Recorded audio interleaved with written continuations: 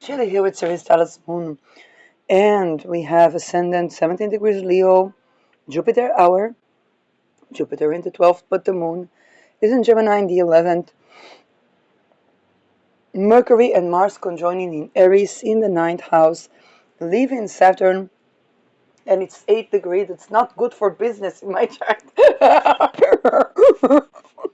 um, so I want to talk about Neptune in Aquarius versus Pluto in Aquarius in terms of how do we know that we know, that is epistemology, and the both of them having Saturn in Aries in the beginning, which is what is the unit that we look at, which is ontology, and the role of technology to um, or being aware of technology to perhaps remediate between them.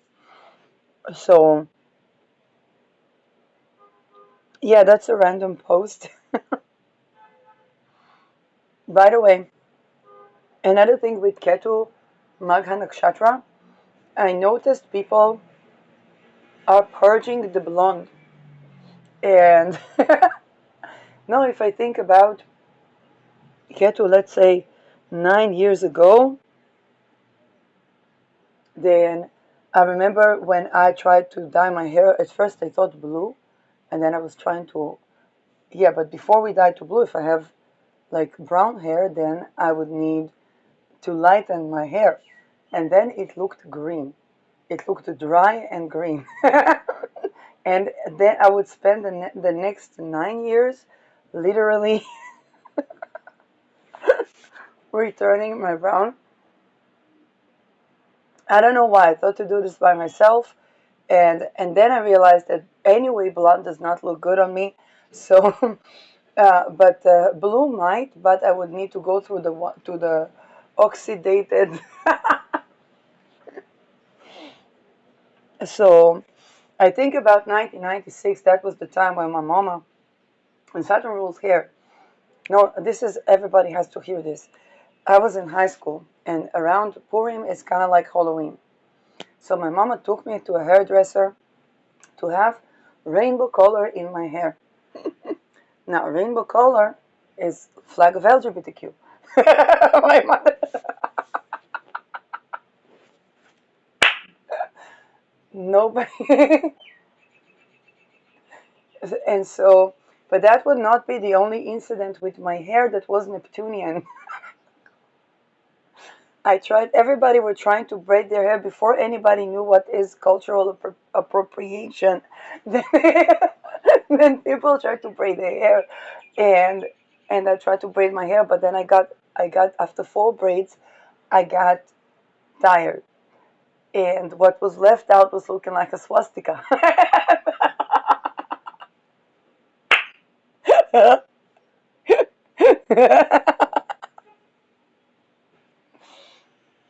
And so, so if I think about um, Rahu approaching Aquarius, I think about also we're probably going to see weird hairstyles. Just like with Uranus, Venus, we were seeing unusual beauty standards. For example, we have 3 kittens, and one of them has exactly face that looks like his mom. And this is this weird tor- tortit, tortoise cat, and they're looking so beautiful. And then my mom was like, not really seeing that beauty. And I'm like, Mom, would you say that to a baby? Don't say that to a cat. But also I saw how that the weird patterns on the face are just so beautiful.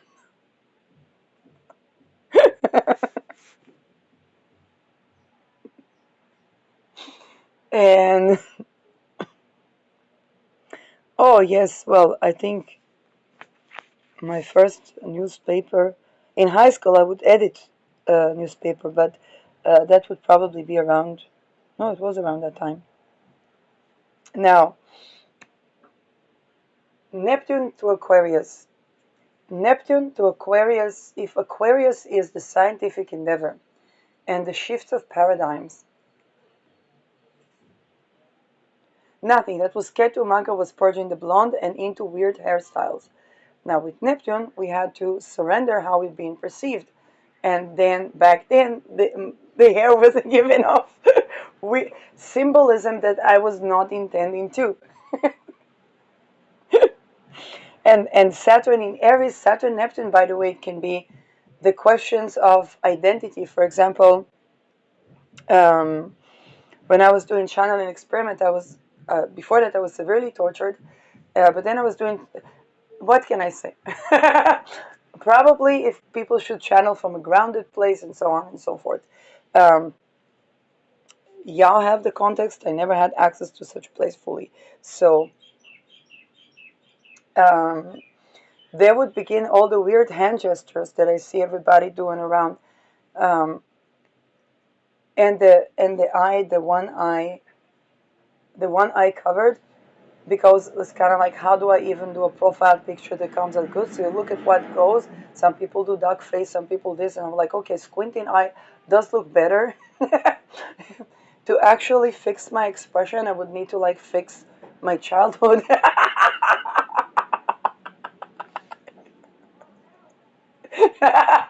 And then I was looking Illuminati.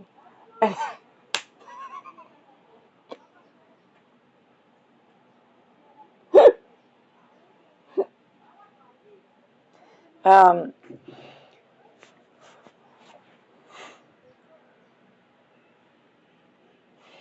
so this is where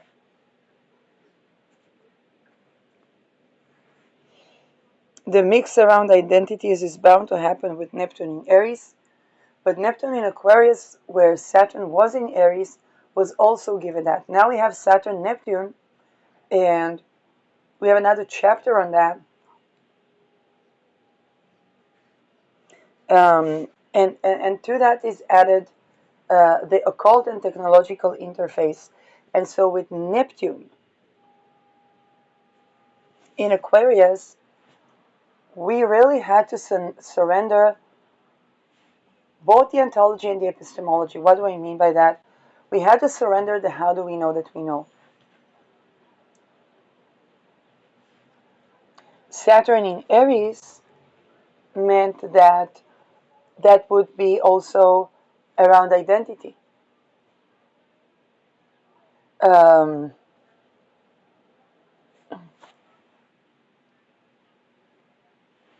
and we had to, and the dual nature of Neptune and the revolutionary nature of Aquarius. And when I say revolutionary, revolutionary is the playing with the time between the future and the past. This is why Aquarius can be so associated with the past, but the parts of the past that were not acknowledged. Um, and and and this and in knowing the parts of the past that were not acknowledged builds different predictive future. For example, if I know um, that during Hellenistic times, it was about the time when men discovered that they are also important to a childbirth. That it's not the woman, bringing a child, but they are also important part of that. And then, goddess of, they began to practice this power by raping, which back then probably was um, seen as I don't know, liberation or sovereignty over their decision to have babies. Like, I don't know what. And then both the goddess of fertility, Diana, became the goddess of the hunt, Artemis, that would defend the women from rape, but also the children. But then we also had the day sects and the night sects. Knowing that is understanding that as we curate issues around rape as fertility control, we are working towards the unification of the sects, and also when we abolish rape, basically we are balancing things that since Roman times were unbalanced. Now, probably even way before, but in Roman times it was a big deal that women were extremely mistreated. Um, in Babylon, for example, they were running to extremes because they were glorifying the trafficked woman as, let's say, the whore of Babylon. Cleopatra as well. They were glorifying the woman that was trafficked by her father as, now indeed, she did have political power, um, but this was also the father working through the woman archetype, and then the woman archetype finding power in seduction, which would be considered, in fact, when I worked with women that escaped, let's say, a murderous husband, connecting with their grief and the self-pleasure acts that are very tender with themselves, and they would even say that they even like have an orgasm, then they cry and they have triggers and so on. And the triggers had to do with, I don't know, grieving a loved one, or um, the perpetual war state does that a lot.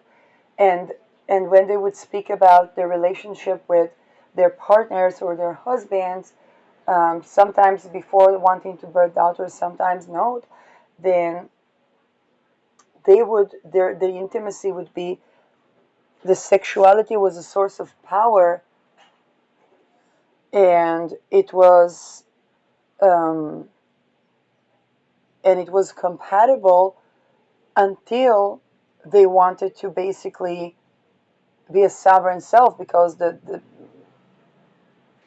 and they had to escape financial violence, being isolated in an island. And sometimes, no, it's not necessarily Epstein's, um, and and once they did begin to practice the more embodied practice, even the welfare was in their favor, which is why I was targeted. Another reason, another reason.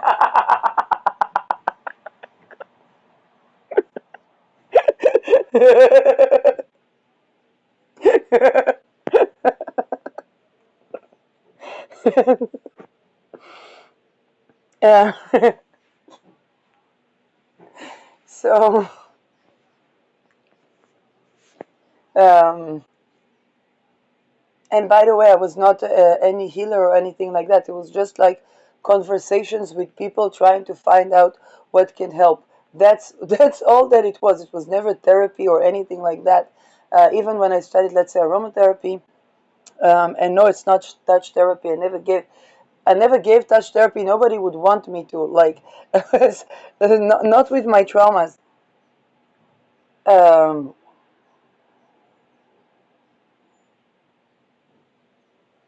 now, and there was an attempt to try to force me to, I guess, do something like the people in the Epstein, um, and yeah, and those kind of things are like getting the rage out.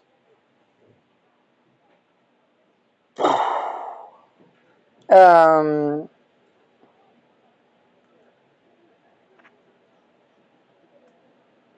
and and this is also because with Venus Beta per se, people can't shut up about things, because the telos is kind of like, well, either euthanasia or to heal, but to heal drops the Peter rings. It drops entire Roman society that was mistreating the feminine. Now, with Pluto, we have we are beginning to stand in our power. We're beginning to understand how do we know that we know, and we're beginning to understand the ontological unit called the human being as well. Saturn Neptune doesn't give that right away.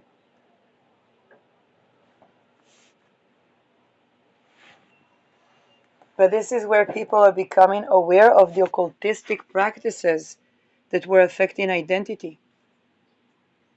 For example, the Epstein dossiers, the technologies that were targeting people.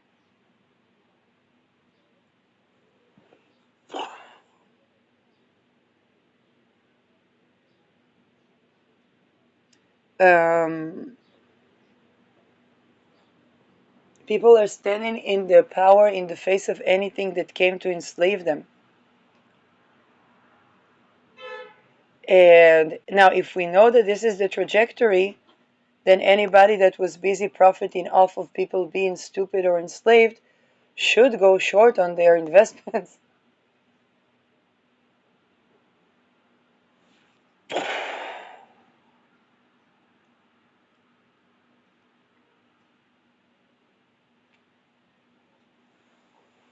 um,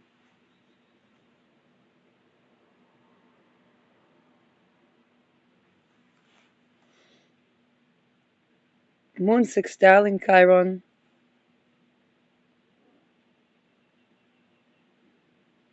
accentuates the curation of the wound of the marginalized. Um,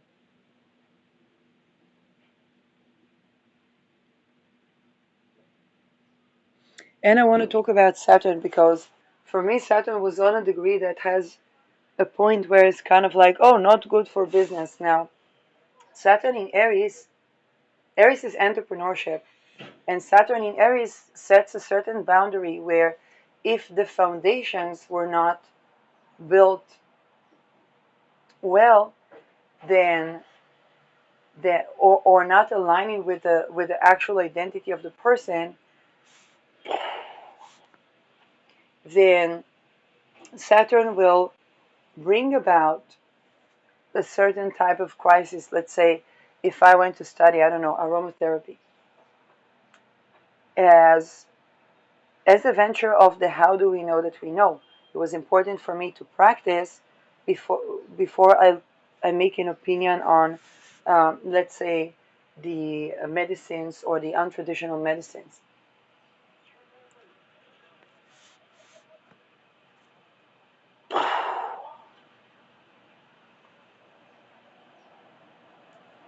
And so,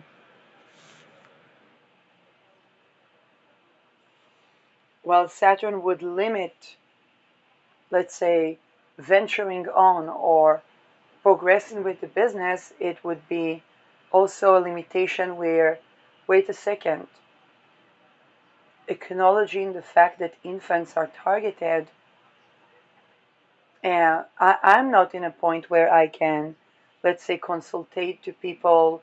Um, and this is because the people that were before me are also not in that point because of the Epstein infiltration.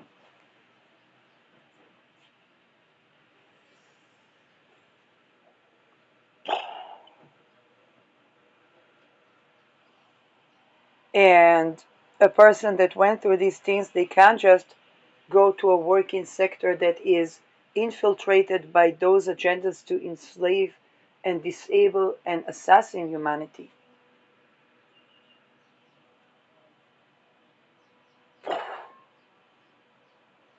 Naturally, a person who's tending to their infant being, the stage of infancy being harmed, cannot just go to work and so on and so forth. And naturally, when that harm was because of the places that were supposed to rehabilitate, then their sovereignty is important. And here we have a new view of sovereignty, which is not by taking responsibility, but by acknowledging the part in ourselves that was the helpless.